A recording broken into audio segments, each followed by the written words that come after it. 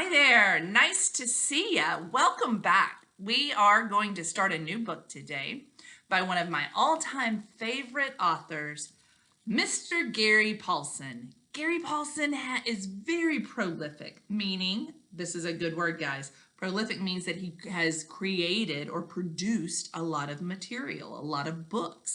One of them that you might be familiar with is Hatchet. Oh my gosh. If you are into adventure, survival, if you are into the outdoors, if you're just into really, really good books, Hatchet is one that you should check out. It's been around for ages, but it is a timeless tale. I absolutely adore it. This book, however, is a little different. This one is really pretty funny, to tell you the truth. Hatchet was very dramatic, and all of these other books, I'm going to show you. I just have to show you. This blew me away. This page where it says also by Gary Paulsen, he wrote all of those books too. Isn't that amazing? Well, we're going to dig into this one. It's a teensy little book, but it's jam-packed full of great information on economics. Economics is the study of how money is made and how it is distributed and how it is used within a system. I know, it's kind of grown-up stuff. I think you're really going to like it. By the end of this book, we will have talked about how to make money, how to save money, how to invest money, and all sorts of things. You're going to be a financial genius in just a few short chapters. So, without further ado, let's start with the foreword. The foreword is not quite a chapter. It's a little bit of background knowledge that the author offers you in the beginning of the book to help deepen your understanding of the book as a whole. It's just a little teaser, but it's important. Page 1 seems like a great place to start. Join me there. I don't have a clue how all of this will end. There are people now who say that I'm like some kind of wonder boy or that I know some secret and that I had this big hairy plan. Nope. One minute I was 12 years old and wondering where I could get enough money for an inner tube for my old used 10-speed. I didn't have any money and my parents didn't have much either. My mom is a teacher in an experimental school and my dad is an inventor. Sometimes it takes a long time to work out a new idea. This is one of those times, so we were a little bit broke. Mom and I have learned not to ask too many questions about what he's doing because if we do, well, he wants to use us as guinea pigs. And we learned our lesson during what we will now refer to as the voice-activated door incident. Dad swears Mom's nose is still as cute as ever, and I don't notice anything different about it, but she still touches it gingerly when he starts talking about some new big idea he's got going on. The next minute, it seems, I've got business of my own with employees, and I'm rich. Yeah, okay, I'd better explain. It all began at 9 in the morning on my 12th birthday when my grandmother gave me an old riding lawnmower. And there is the foreword to Lawn Boy. So we've learned a couple of things, all right? Bear with me. I know there's some of you out there who are going to say, I wish you would just read the book. I have to explain a little bit.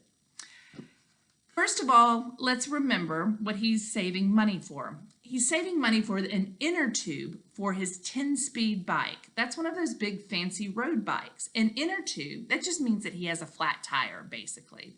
It's a little piece of the rubber that goes on the inside of your tire. So he's saving money for that little thing, and he's not sure where he's going to get it.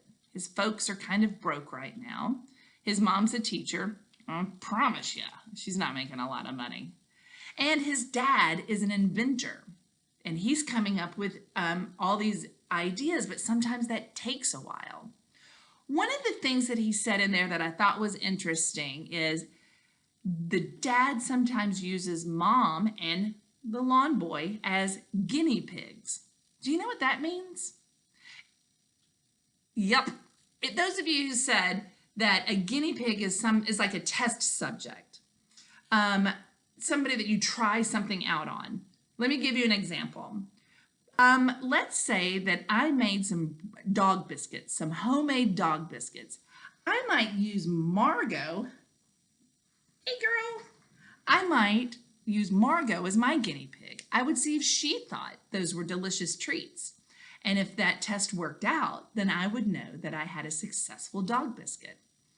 Well, the dad has been using Mom and Lawn Boy as guinea pigs. And it sounds like he's had some disastrous results. Something happened to Mom's nose. All right, so do we have kind of a clear idea? We know the setting, kind of, not really. We'll figure that out in chapter 1, but we do know the characters we're dealing with, most of them.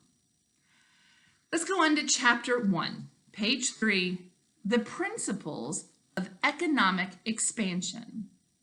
That means the ideas, the rules behind growing your money. My grandmother is the kind of person who always thinks that no matter how bad things might seem, everything will always come out all right. Her hair could be on fire and she'd probably say, well, at least we've got light to read by. She's the most positive person in the world and amazing and fun to be around, but in a strange and happy way. Sometimes she seems to be about 9 bricks short of a full load. Just means that she's a little cuckoo. You can say, hey, I think the Yankees will win the World Series again.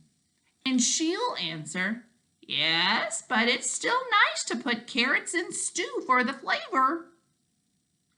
And you think that somewhere inside that brain, like maybe a screw came loose. And then you find out the last time that the Yankees won the World Series, she made a stew and forgot to put the carrots in and then blamed the Yankees. She never really liked them anyway. When the stew tasted funny, she still doesn't like the Yankees. Well, it all makes sense if you wait long enough, she says. So, when I turned 12, she came to the house with an old riding mower in the back of her Toyota pickup. Happy birthday, she said. Well, it used to belong to your grandfather. He was always working on it. Well, I thought you might like it. A mower? Though we lived on the edge of what was termed an upper middle class neighborhood, Eden Prairie, Minnesota, our house was small, a fixer-upper, when my folks bought it 4 years ago. It had a yard the size of a postage stamp, and well, the grass never seemed to grow enough to need mowing. It just sprouted, stopped, gave up, and died, over and over. My father and I lifted the mower down from the truck bed. A lawnmower? I looked at Grandma. Thanks. My bridge club is meeting on Thursday night, she said, getting back into her truck, which makes it hard to watch CSI since it's on a Thursday, too. Did you know that? And she drove away before I could answer her, much less wait for the part where any of that made sense. Well, it appears you have a lawnmower, my father said, smiling as he walked back into the house. I don't know the connection with her bridge club either, although I'm sure there is one. She's your mom's mother. Maybe your mom will know what she meant. I looked at the mower. Very old, low, small. It looked like it only cut about a 2-foot wide area, and it was nothing like the fancy new machines. The seat was steel without a pad, and the driver's feet went over the top of the motor to rest on the 2 foot pedals. One was a brake, the other a clutch that you had to push down to get the mower moving.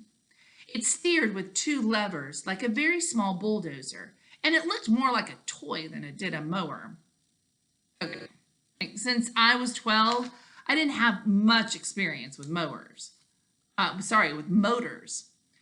never even had a dirt bike or a 4-wheeler. I'm just not machine oriented. My birthday present sat there. I tried pushing it toward our garage, but it didn't seem to want to move.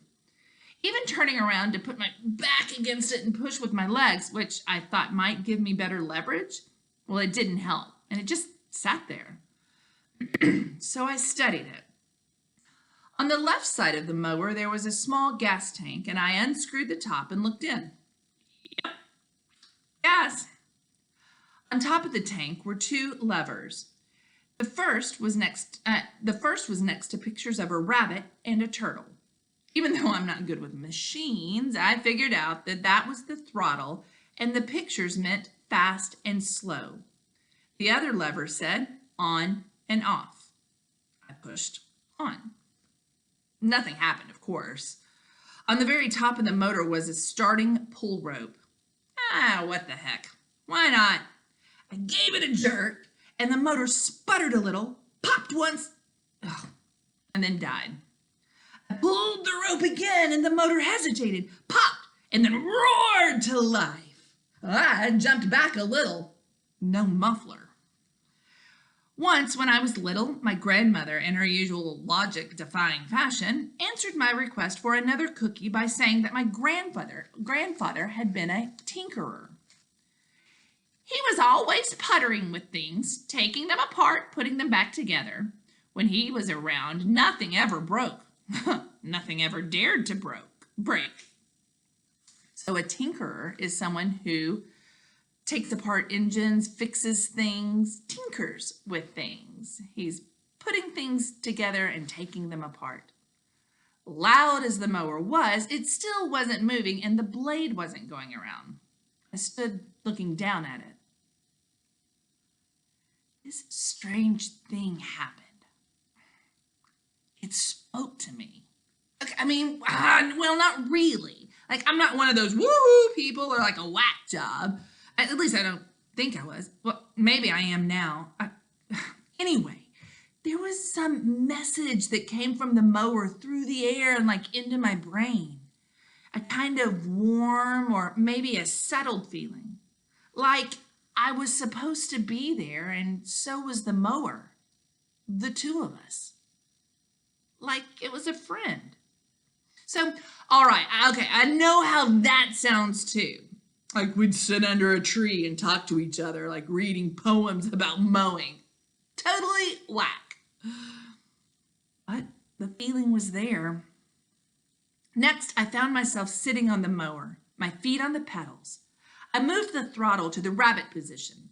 It had been on turtle, and pushed the left pedal down, and the blade started whirring.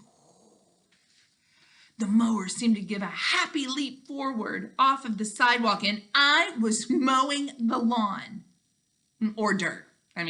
As I said before, we really didn't have much of a lawn. Dust and bits of dead grass flew everywhere, and until I figured out the steering, the mailbox, my mother's flowers near the front step, and a small bush were in danger.